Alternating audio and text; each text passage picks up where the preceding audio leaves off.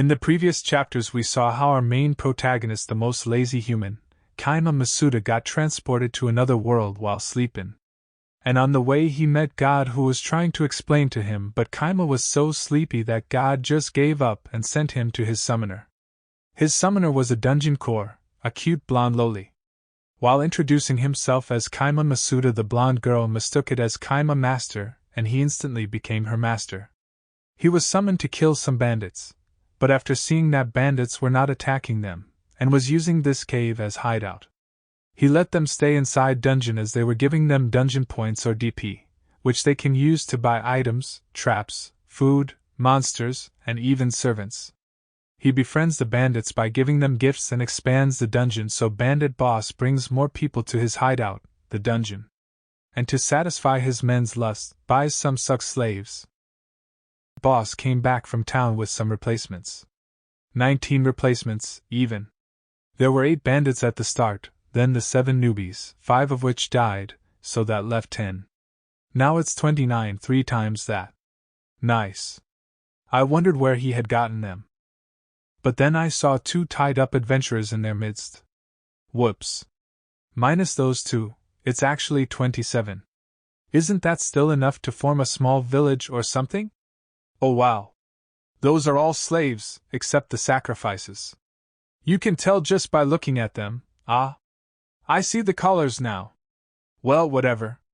2 sacrifices. But wait. Bandits can buy slaves in this world? Apparently, humans who break the law can end up slaves. They're called convict slaves. But they'll go right back to breaking the law if bandits buy them. What's even the point? Alright, I'll make a room just for them. I've been wanting to make a jail and see what its deal is for a while now.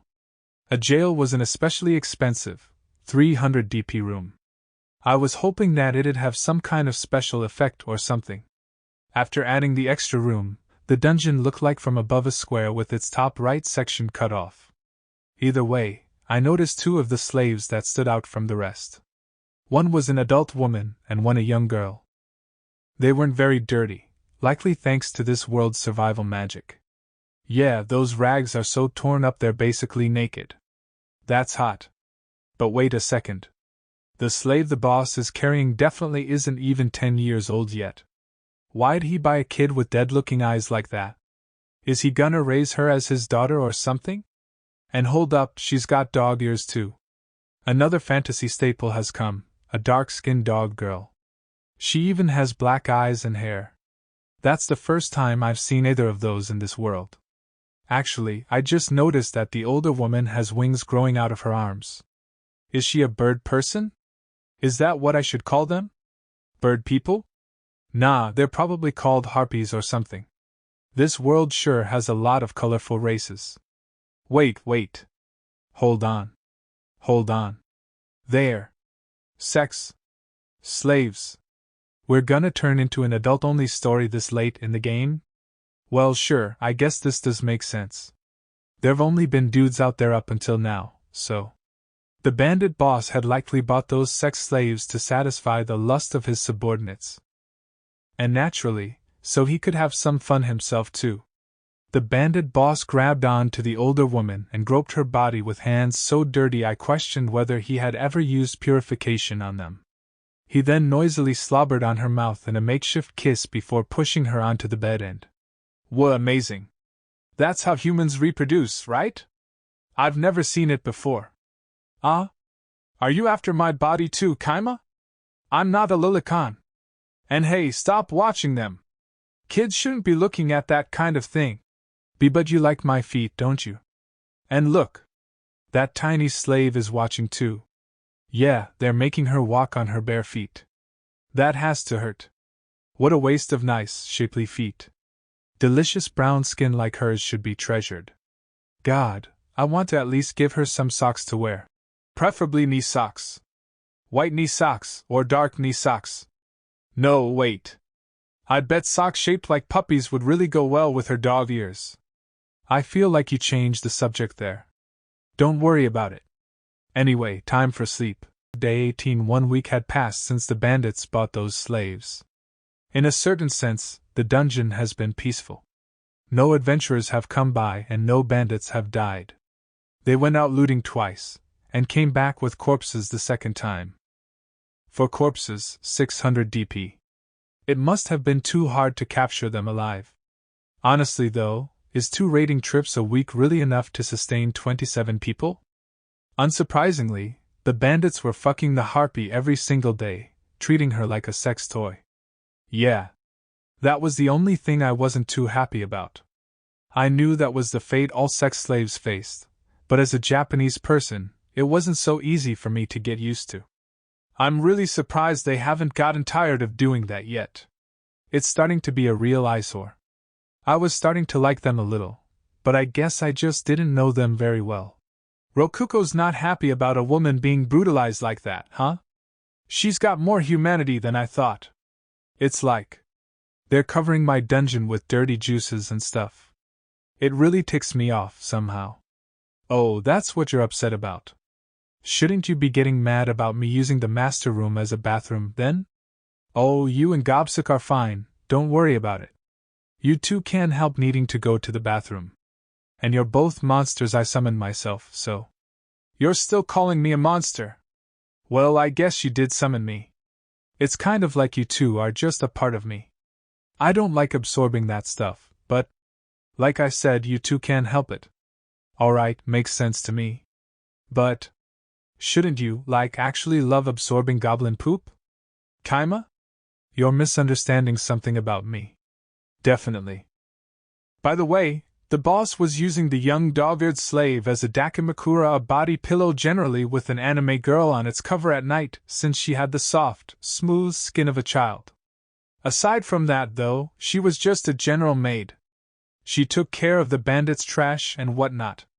They would occasionally punch or kick her for no reason, but she didn't respond. She didn't even groan. She just stared ahead with her dead eyes. The silver lining was that they didn't lock her up in the jail. She hung out beneath the boss's bed when she wasn't doing anything else. Humans are really neat. Is that how your species always raises children? No way. That's just child abuse, plain and simple. I don't know how things work in this world, but I'm absolutely confident that they're just being cruel. I turned off the monitor so I didn't have to watch the harpy being raped and then went to sleep. Day 19. Oh wow. There's a ton of people coming. I opened up the map after hearing Rokuko whisper that. By pulling the map back to look around the general area, I could see information about the outside of the dungeon. It was limited to a range about as far as I could see by just looking out the entrance with my naked eyes, but inside that range, there were plenty of details.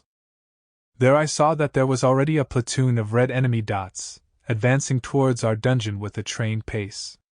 It seemed that my peaceful days were finally over. Or perhaps, peace was finally coming for the first time. 30 people, huh? I guess they're finally here. Not sure if this is too early or what. They're finally here? You knew these people would be coming? Yep. This is probably the squad sent to exterminate the bandits. Yeah, the bandits are finished now. The bandits noticed the knights too right after I finished saying that. I opened up the monitor and started watching them.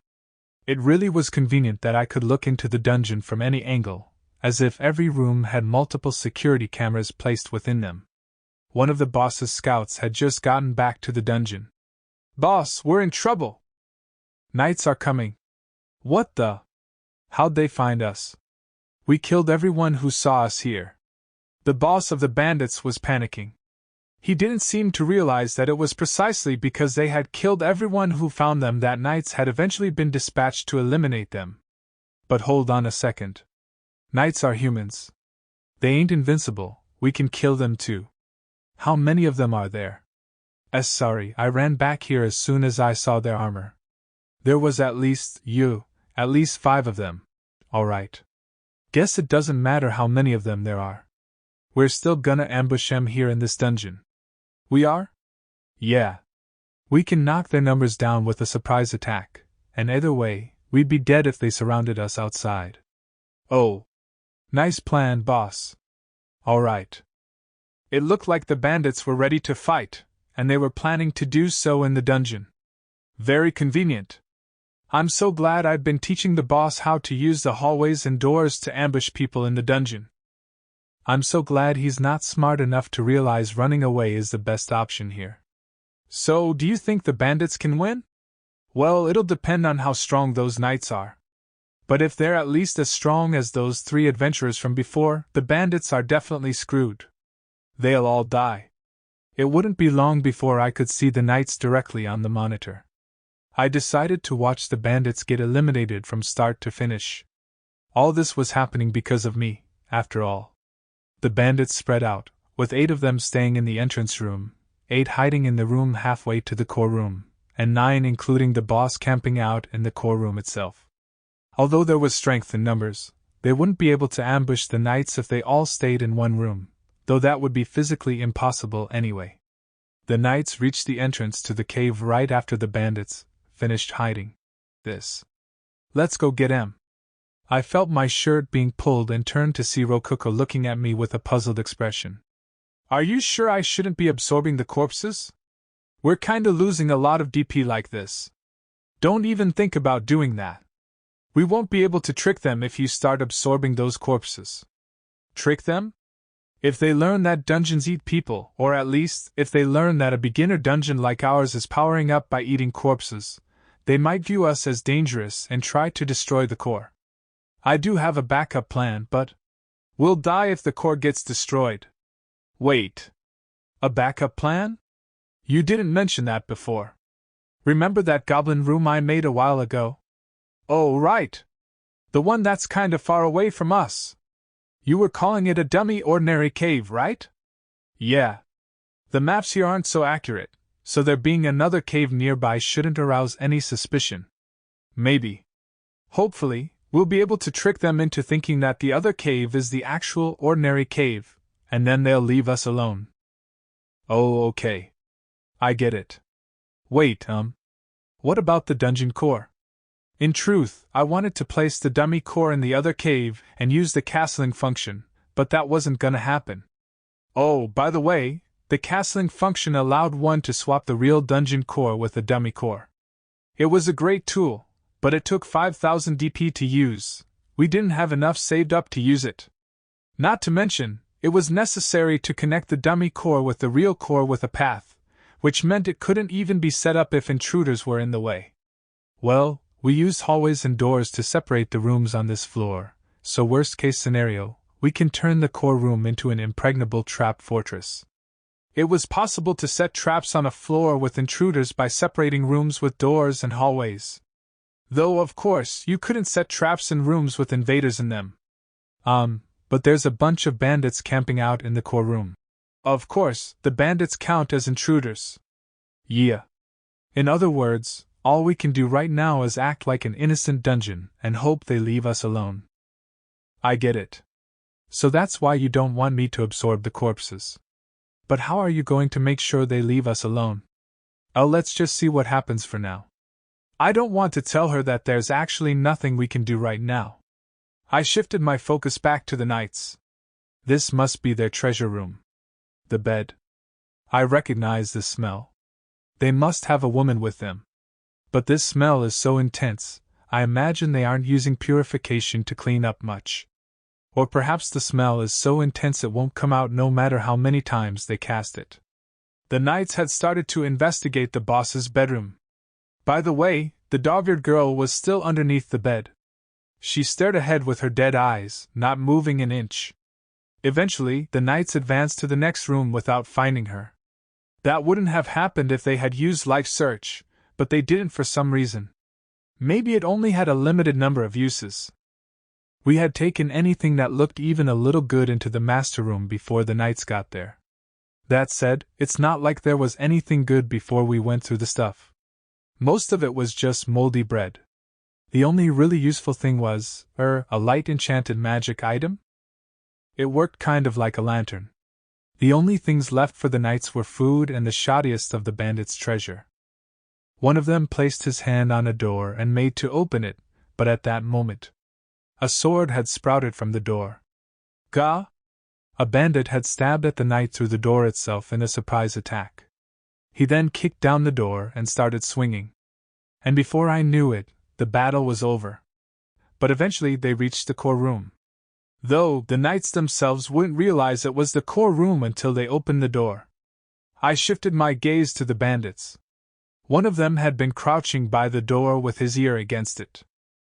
I caught him right as he stood up to go report to the boss. Looks like they're here. All right. Archers, get ready. And be quiet. Shoot them down right after they open the door. Boss, are we gonna be alright? Humph. They should be pretty worn down by now. All we'll have to do is finish them off with a final push. I wondered how they would react if I told them that the knights had healed themselves and weren't worn down in the least. That'd have to remain a mystery, though. I didn't want them to try and destroy the core as a final act of revenge. The wooden door to the core room creaked open. The boss signaled for the archers to shoot the moment the door opened wide enough. Clang! Clang! The arrows noisily bounced off all the knights' armor. Except for one. By pure luck, good luck for the bandits, bad luck for the knights, one arrow slipped through the eye slit on one of the knights' helmets and pierced his brain. I saw our DP shoot up before my eyes. They had killed him in one shot. Louis! Bloody hell, he's dead! We only got one of them. Boss! Come on, boys! Aim for the joints! Our swords will just bounce off their armor. You'll pay for this, bastards! Humph, making a slave like that attack for you won't change a thing. The harpy slave tried to obey the boss's order, but her legs were too weak for her to move very well. She was cut down in seconds. Our DP went up. Wait a second! Aren't you Melon Puke Waver? Don't call me by that name! The boss of the bandits charged forward in a rage. The force of his first blow knocked the armored knight to his knees, and the boss wasted no time to drive his sword into a gap in the knight's armor. He then twisted his sword around as hard as he could inside of the knight's body. Our DP went up again. And what kinda nickname is Melon Puke anyway? What? This is the shameless fellow who puked up a melon while dining with the princess. You'll pay for killing Louis and Eugene, vomit face. I only threw up because the melon had gone bad. It wasn't my fault. Why'd she have to fucking put a bounty over my head? Not only did you eat too much and throw up as a result, but you unjustly blamed the chef for serving rotten food and killed him. Right in front of the princess, too. Shut up. He was just jealous because the princess had fallen in love with me. I'd be the emperor right now if it weren't for him. Fucking damn it. Oh, thanks for explaining why he's called Melon Puke. I'm more or less guessed from the name, but still. That was a wild story. After that, Melon Puke got so mad he fought far better than I had ever expected. He killed one more knight and wounded several others. But that was as far as he got. His allies that had been assisting him from the side were gradually cut down, and soon enough he was surrounded. In the blink of an eye, a sword was thrust clean through his stomach. Fuck. And things were just getting started. For me. Melon Puke collapsed onto his knees and then fell to the ground. One of the knights grabbed onto his hair and pulled his head up. All right, Melon Puke. Do you have any more allies anywhere? Nope, you already killed everyone, fuck. Why'd this happen? I did everything. They said. His voice had gotten pretty raspy, but the knights still heard him loud and clear. And so, the final bandit turned into DP just like all the others. Was there someone pulling the strings here? They might have gotten away. He said this was everyone, but we can't be sure. Oh. It looks like this room has the dungeon core. Yeah? Huh. So that's a dungeon core. I've never seen one before. This was a pretty shallow dungeon, just like we heard. Only had one floor. One of the knights pointed his sword at the dungeon core sprouting out of the wall. Auriite. Time to destroy the core. Destroy the core. Hey, what did you just say? You're gonna do what now? My mouth dried up. I felt a cold shiver run down my spine. I watched through the monitor as the knight lifted up his sword. And then brought it down. Gob. Gobsuk? Gobsuk jumped out of the master room. Neither I nor Rokuko could stop him. It might have been his natural instincts as a dungeon monster to do everything in his power to stop the core from being destroyed. Take this. We watched as Gobsuk popped into the core room and was immediately cut down. He was cut clean in half and died just like that. Friggin' goblin, getting in my way. Let's try that again. Hey! What do you think you're doing, new guy? This dungeon is under our protection. The captain stopped the knight after he rose his sword into the air again. This is a low-tier dungeon that the Adventurers Guild manages. It only ever produces goblins and is as simple of a dungeon as can be. Oh, that's right. My apologies, Captain. The knight lowered his sword after being stopped by the captain. Crap.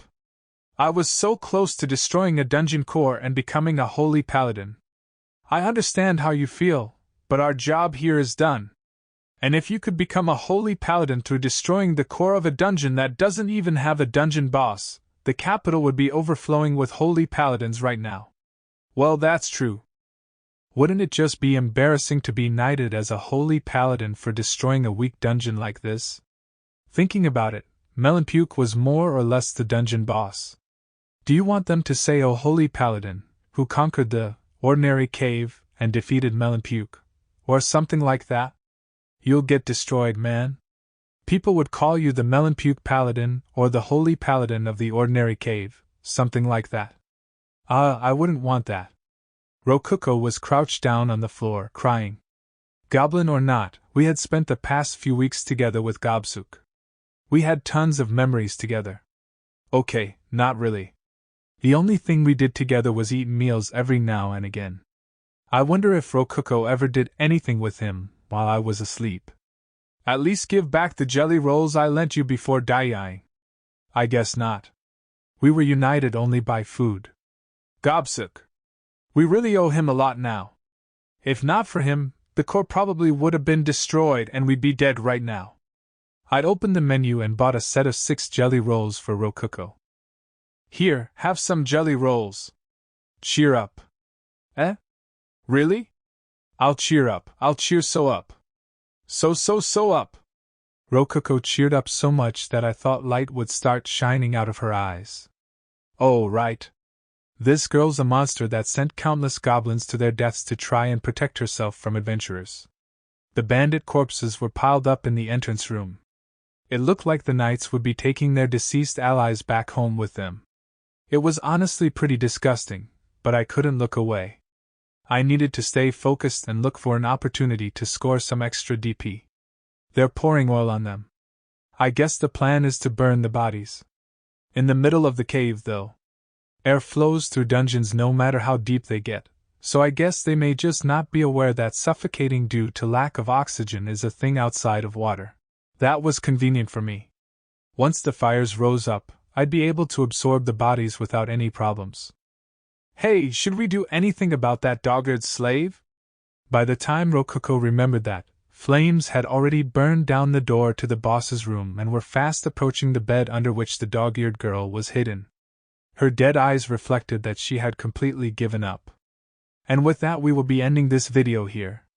Will the dog-eared loli survive or will she die? Tell us in the comment section, and make sure to like the video if you enjoyed this part.